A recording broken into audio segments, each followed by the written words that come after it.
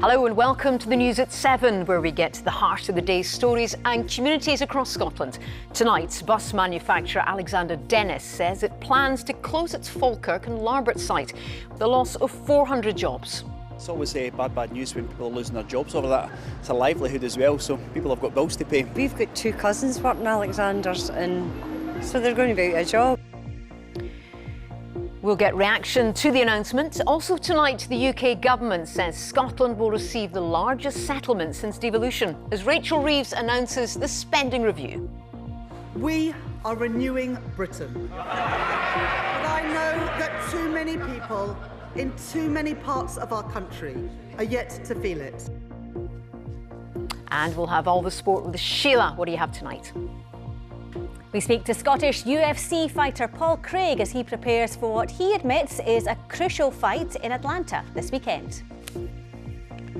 And from Ben Nevis in Scotland to Ben Nevis in Australia, we speak to the cyclist making his way between the two. Hello, I'm Fiona Stalker. Welcome to the news at 7.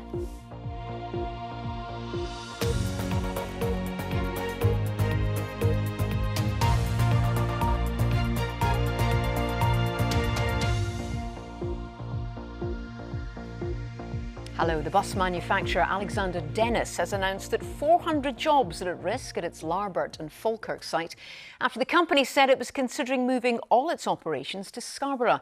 The plans would see work at the Falkirk site discontinued, while the Larbert sites would be closed after contracts were completed. This was the reaction from some in Falkirk. We've got two cousins working Alexander's, and so they're going to be out of a job. And jobs are hard to get, so if they manage to get another job, fine, but if not, I think it's shocking. Well, it's been there for a few years now. It's obviously a lot of employees. I've had friends that have worked there in the past as well, but I think, like any other company, they've downsized the past few years, I think. So it's to be expected, to be honest, with these big companies nowadays. That's just the way of the world at the moment, unfortunately. Well, our correspondent Jamie McIver is in Falkirk for us tonight. Jamie, tell us more about what's happened today. Well, Fiona, just to talk you through today's events, while there had been some speculation about the future of the operation here for some time, I don't think anyone was expecting an announcement on just this scale. Workers were called to a meeting at lunchtime, and that's where they heard the bad news. After that, the workers were allowed to go home for the day. As you can imagine, some of them would have been very anxious or upset. That news, 400 jobs at risk and manufacturing operations set to move to Scarborough. Now, the company's argument is that its proposed new structure would see lower costs and greater efficiency, but the main union at the operation, that's the Unite Union, it says it will be doing all it can to try to get the company to reconsider. It's a blow not only for the local economy, but to the area's manufacturing identity as well. What's reaction to the news been like in the area? I know you've been speaking to a lot of people.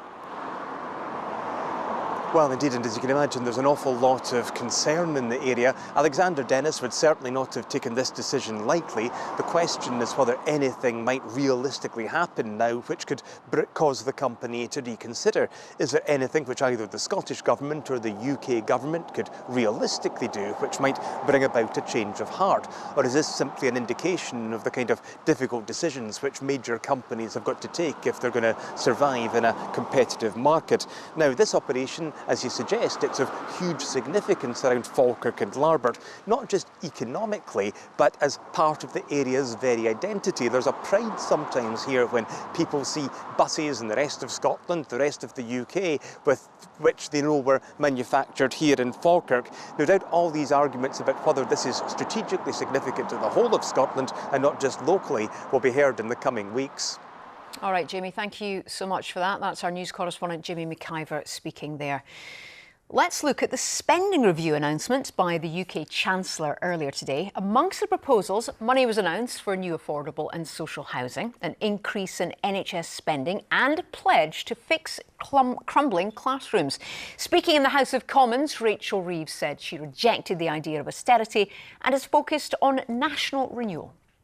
We are renewing Britain. But I know that too many people in too many parts of our country are yet to feel it. This government's task, my task as Chancellor, and the purpose of this spending review is to change that, to ensure that renewal is felt in people's everyday lives, in their jobs and on their high streets. The priorities of this spending review are the priorities of working people. To invest in Britain's security, in Britain's health, and to grow Britain's economy so that working people are better off. Well, here in Scotland, the Chancellor announced funding for several projects, including £250 million for the Royal Navy's nuclear submarine base on the Clyde. Funding's also approved for the Acorn project in St Fergus, which would take greenhouse gas emissions and store them under the North Sea in a process known as carbon capture and storage. She also announced £750 million to bring the most powerful supercomputer in the UK to Edinburgh. The government says scientists will use it for research into things like personalised medical treatments, making air travel more sustainable or modelling climate change. It's welcome news for the university. I'm really delighted with today's news. I'm delighted for the University of Edinburgh. It's a great vote of confidence in our ability to host a supercomputer. We were always confident that was the right decision, and we're delighted that it's been made. I'm also very pleased for Scotland, and I'm pleased for the UK. This is a key piece of infrastructure that the UK needs in order to deliver its aims in artificial intelligence and in computer science.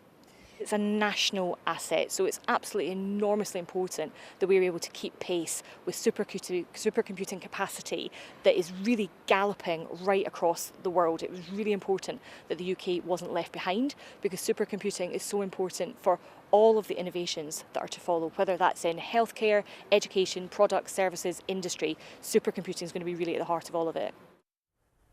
Well, let's talk more about what this could mean for Scotland. Joining me now is Zoe Souza, the Deputy Director of the Fraser of Allender Institute at Strathclyde University. Thank you so much for coming in. Rachel Reeves has said today's announcement's worth £52 billion in Scotland over the coming years. I was talking to Scottish Government's Finance Secretary, Shona Robison, earlier on, who said that Scotland's been shortchanged by about £1 billion. What do you make of that? Who's right? So I think both things are true, and neither is quite the full story. So there has definitely been additional spending that's been announced for Scotland relative to a baseline of what is going on this year. Now that to some extent was always going to happen because, you know, departmental spending was going up at the UK level, so you'd expect it to go up in Scotland mechanically through the Barnett formula. Now, the UK government makes decisions for English and sometimes English and Welsh departments, and those then get translated into, you know, the Barnett formula, and that means that some money comes to Scotland. That's a reflection of decisions that are made that also affect England and Wales. It's not like all the money's going down there. There's less money being spent there, and there's less money being spent here, if that is the case, or more money spent there also means more money spent here. So neither is quite the full picture. So these announcements around more money for the NHS, affordable housing, does that mean simply there's more money now for the Scottish Government to spend in these areas? Well, they can decide what they want to spend it on, because the Barnett formula simply changes the amount that goes into the block grant, which then goes to the Scottish Parliament, and the Scottish Parliament could decide to spend it on other priorities if it chose to do so. Has to spend capital money on capital investment, and day-to-day spending has to go on day-to-day spending. Now, the Scottish Government has a policy of passing on all health consequentials into the health and social care budget, so we expect that budget will go up by around the 3% that we saw in England. But the affordable homes project, for example, that will go into the capital pot for the Scottish Government for them to decide whether they want to spend it on the same priorities or not. What is the one thing that stands out for you, Zoe? So for Scotland, it's that the settlement is slightly tighter than we might have thought, and that kind of again reflects the fact that the settlement at UK level has been very focused on defence, which is a reserved power, and therefore means that there's no Barnett consequentials for Scotland from that. That's on the capital and on the day-to-day side as well.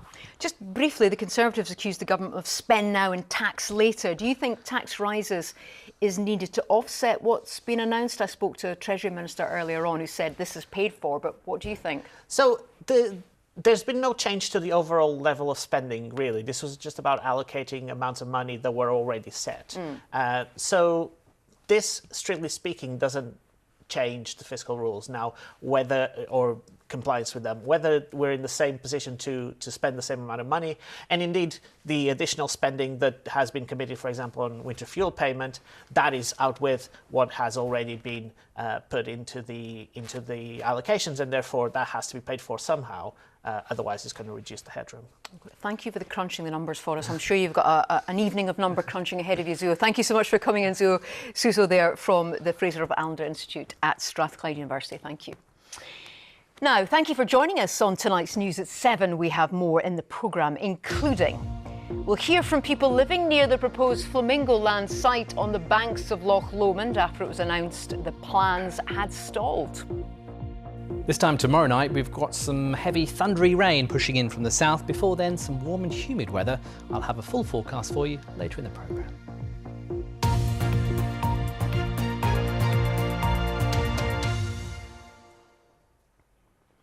Hello, good to have you with us. A breastfeeding support service, which has helped mums and newborn babies for a decade, has closed down after its funding was withdrawn. Breastfeeding Buddies was run by the National Childbirth Trust in 5 hospitals in Greater Glasgow and Lothian, offering support to mums who want to breastfeed. The 2 health boards say they're still committed to support breastfeeding despite the closure, but these mums say it offered a valuable service. It's something that you think is going to come so naturally to you. It's the most natural thing in the world, people say. However, it isn't always that easy, especially with him being premature. So I think it would be a real loss to the postnatal ward, the support not being available, because the NHS midwives and midwife care assistants are overstretched as it is. It can feel incredibly overwhelming, and you don't know if what you're doing is right and how your baby is behaving as normal, and being able to go to grips with other mums and sharing your experiences, and also having the expertise of the peer supporters was really key for us in helping us to continue. I don't think I would have been able to otherwise, to be honest.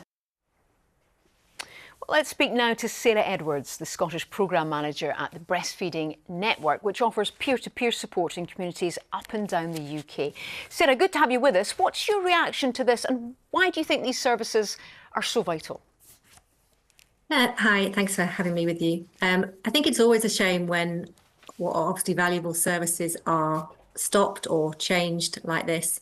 And I think it's, the mums and parents will need to maybe try and find other places to get that support.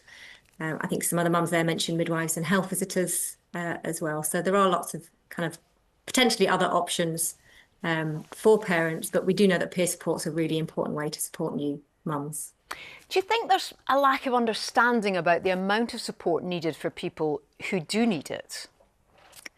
I think it depends who you ask. So from our work with government and our NHS partners, we're very happy that, they do understand the amount of support that's needed and the barriers that lots of women face to feeding, getting it off to a good start, or the kind of maybe feeling that their family or communities don't value breastfeeding or know that much about it.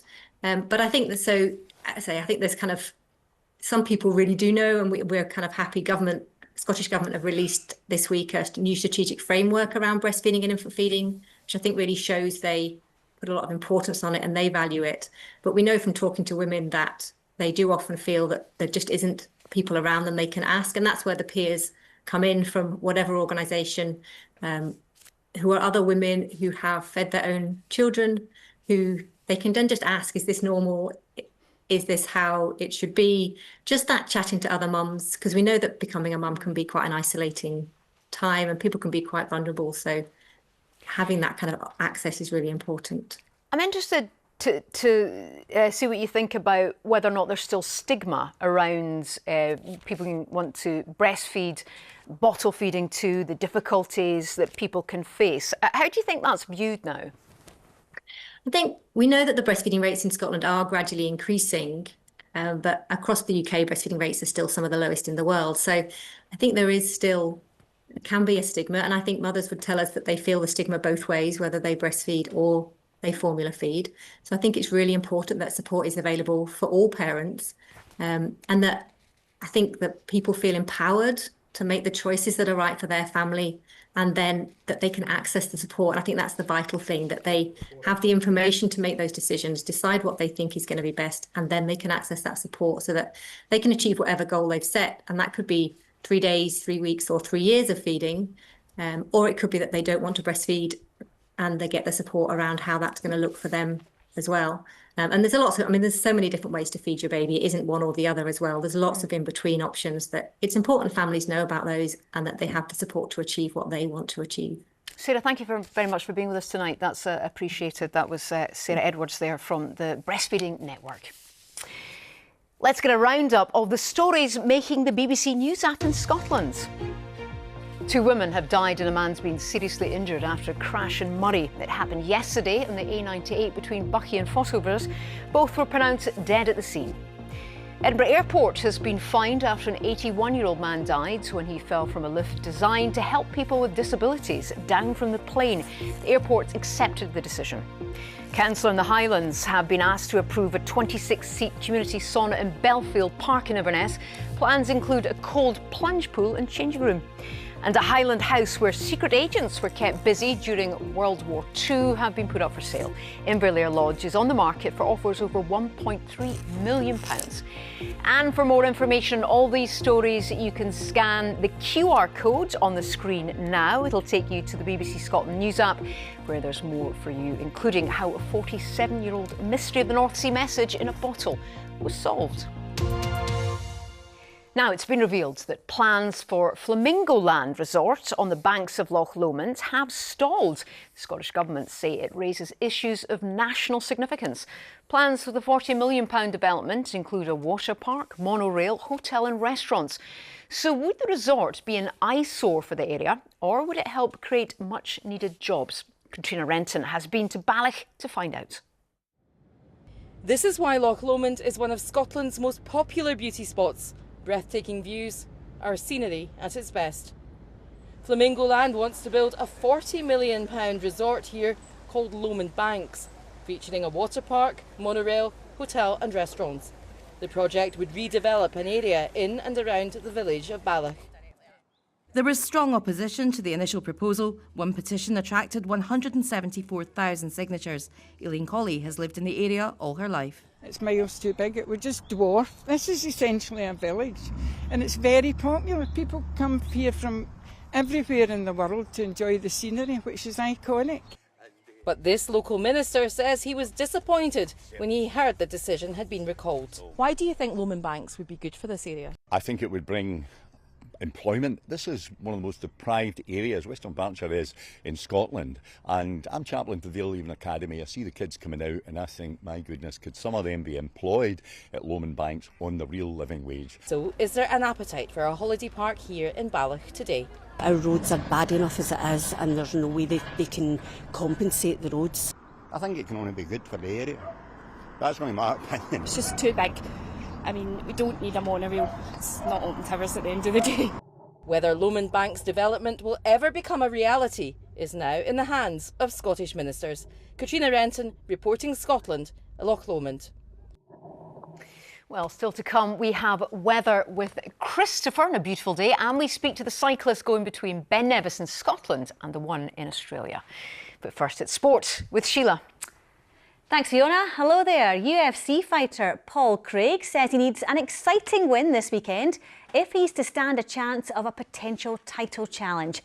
The Scots light heavyweight bout against Rodolfo Bellato was called off last month, only minutes before he was due to enter the octagon due to a medical issue with his opponent. But the 37-year-old has promised to come in fired up for the rescheduled fight on Saturday. He joined me earlier from Atlanta, where the fight will be taking place, and I started by asking him about that late call-off. We're talking really short notice. We're talking 30 minutes before I was making that walk. All these emotions go through your head at that point. It's a really tough thing to turn on to go to water and turn it back off. But not only is there all these other moving parts when it comes to a fight camp, we train to peak at the exact time of a fight, and then what you ask your body to do then is to do another 4 weeks, and it's really hard for your body to kick back in. Some of the challenges we've never really faced before. Trying because it was pretty hard for us for these 4 weeks. But we're here now, where I do believe we're a much better version of where we were 4 weeks ago. So I think it's just been a blessing, and everything kind of happens for a reason. It's part of the plan, so just follow it, and yeah, we're just looking forward to getting back in that octagon. And now you're all good to go, though. What are you expecting from Rodolfo this weekend?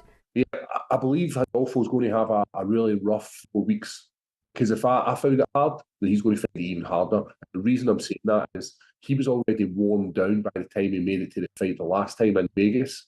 So he had contracted herpes, which is like a face cold sore. So that shows that he would run down. Now he has to then try and recover from that and then another 4 weeks. So what we're expecting is a lesser version of what we would have got 4 weeks ago. You've had a long and distinguished UFC career already. Do you think too much into the future now, or is it all just about one fight at a time? There was a point when I was always looking forward and being like, right, this is where I need to go. I need to get this victory, and then from this victory, I then need to get this victory. Now it's just about exciting wins, and that's what I'm looking for on Saturday night. I need to get a victory, but a Paul Craig victory, all guns blazing, a flying move. It needs to be something that gets people to stand up and realise that I'm back in the light heavyweight division. And as you're saying about, it's been a long career I've had, 20 fights in the UFC alone. So not a lot of people join the UFC and get 20 fights, never mind a guy from Scotland. So I'm pretty proud of what I've achieved in the UFC. Now, the third men's golf major of the year, the US Open, tees off tomorrow in Pennsylvania. And former European Tour star Colin Montgomerie believes that this man, world number 20, Robert McIntyre, has what it takes to win. The 28-year-old gets underway at 12:51 UK time tomorrow at the Oakmont Country Club. And three-time US Open runner-up Montgomerie says it's been too long since a Scottish golfer tasted success at the majors. Top 20 in the world, you are obviously good enough to compete against the best in the world, and he's there. He just has to go to that. My goodness, we're talking half a shot around, and that takes you from 5th place to a playoff or just over the line, and it's that minute difference between a Scotty Scheffler or a Rory McIlroy or a Xander Schauffele or Bryce or whatever that he's got to try and find. But at a top 20 player, you've got to think, even this week at Oakmont, we're starting tomorrow at Oakmont. He's there to contend. He's not there to compete and to make up the numbers. My God, no, he's there to win. And he's good enough to win. If it all goes his way, he can win. We haven't said that about a Scottish golfer for a long time. And it's great that I am saying that. And there's plenty more from Monty on the BBC Sports Scotland website. We've also got lots of other news, including the latest transfer news as Livingston lands Stevie May on a permanent deal. And that's all the sport this evening, Fiona. Yeah, that looks quite brutal, that sport, doesn't it? I'm not going to try it. No, I'm going to give it a shot tonight. I'll report back anyway. Okay. Thank you so much for that, Sheila. See you in the late news. Now, a man, you're going to like this one, Sheila. A man from Fort William has set out on an epic adventure, cycling from Ben Nevis in the Highlands to Ben Nevis in Tasmania, Australia. Charlie Troman will spend the next 8 months cycling 25,000 miles as he raises money for a mental health charity in Lochaber. He's currently in Brighton, where he's close to finishing the UK part of the leg. And I am pleased to say that Charlie joins us now. Charlie, good to speak to you. How has the first leg been? How are you feeling? Hi there. Yeah, the first leg's been great. It started off pretty wet, but the legs are into it now. They're into the groove of things, and I'm feeling grand. Good. And what made you decide to take on this challenge? Because this is an epic challenge. Yeah, so endurance cycling's always been something I've been interested in. And a few years ago, I cycled from London to Morocco, raising money for Ewan's Room again. But the mental health issue still continues to grow. So for a growing issue, I thought, well, I need a growing challenge to get more people talking about the mental health. And interesting, do people ask you when you're on the challenge why you're doing it? And then do you start having those conversations? Yes, absolutely. Absolutely. I stopped in a pub in the Midlands and had a short but really important conversation with a family about mental health. I won't go into the details, but it does spark up the conversation straight away. Which country are you looking forward to cycling through the most, would you say? So for me personally, it's Kyrgyzstan. It's just such an unvisited country, and it looks so rich with culture and a relatively untapped culture as well. So how do you prepare for this type of adventure? And I'm fascinated to know, what are you eating? How do you fuel yourself? Yeah, so I've got a little stove that takes propane, or I can fill it up with petrol or anything that I can get my hands on that I can burn, basically. And that will mainly be for the mornings and the evenings. And the lunchtime, I'll hopefully stumble upon a shop. If not, I'll just have to carry the food. But most of the preparation's been around visas and making sure I can get through the borders relatively easy. And also, there's not actually that much fitness training that comes into it. I'm not racing it. I'm just going for a long time every day. A bit of conditioning, but yeah, not too much actual physical training. How are you feeling about leaving the UK? Because that's quite a big thing, isn't it? This is really kind of the start, isn't it? This is the big start of it. I mean, up until now, I've known I've been going to visit family along the way down the UK. I've had, in the pubs, I've been able to speak English to people. And now I'm leaving that all behind, probably until I get to Australia. And I'm not the best linguist, but yeah, so it's nerve-wracking, it is. But the world's a wonderful place, and especially when you're alone in the world, I think people see your vulnerability, and there is a kindness that I've never seen anywhere else other than when I'm cycling alone in the middle of absolutely nowhere. Wow, that's fantastic. Well, good luck to you. Thanks so much for joining us, and watch that chafing, I'll tell you. Thank you very much. Good luck with that. And it's over to Christopher, the weather. I hope he's got a soft saddle. I hope so, because in this weather, beautiful day though, people are out enjoying the sunshine, and we're talking about it. Yes, but someone we are. has to, don't they? In fact, I'm going to talk about it a bit more because we've got some lovely pictures to show Can't we? Come with me. Brilliant, iconic picture there of the cowpeas in Falkirk, some sunshine overhead. It was rather cloudy for a good part of the day in the Highlands, but it did improve here. For many of those, sunshine and fluffy white clouds, more the same tomorrow with a bit of rain. Let's take a look at what's happening, because we need to look to the jet stream to understand tomorrow's weather.